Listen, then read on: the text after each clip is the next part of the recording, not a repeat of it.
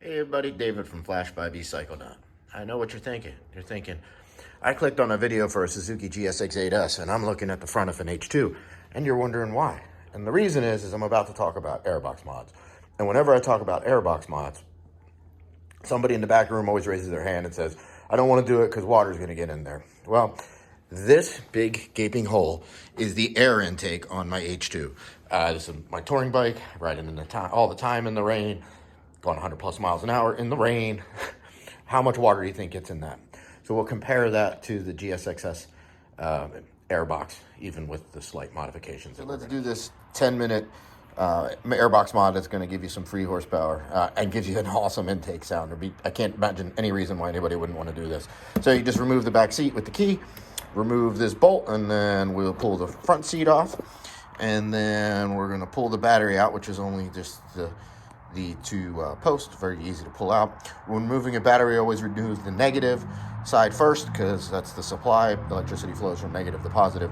So if you remove the negative, then you can't short anything out when removing. Like the easiest battery you'll ever take out, it just uses the seat to hold it down, so there's not even a tie down strap. Just a side note, I always screw the post screws back in because that's a captive nut in there, and when it falls out, it always seems to fall in some place that you can't find it on the bike. To save yourself the hassle, and just screw the screws right back in before you even lift the battery out. And then we're just going to remove the 4 screws, and there's 2 on the bottom. The 2 on the bottom are captive. These will come completely out. So remove the lid. It'll just lift off after you remove the 4 screws. You can see that I've already pulled the 1 intake, and literally you just grab that and pull and it comes right off, and then just remove this foam from the top of the filter. I did try it at first with leaving the foam on, and I definitely got bigger improvements with the foam off, so definitely take it off.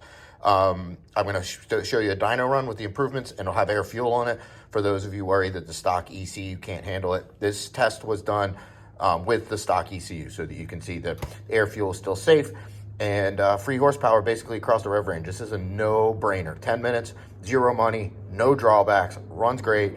Man, go for it. Let's get some free horsepower.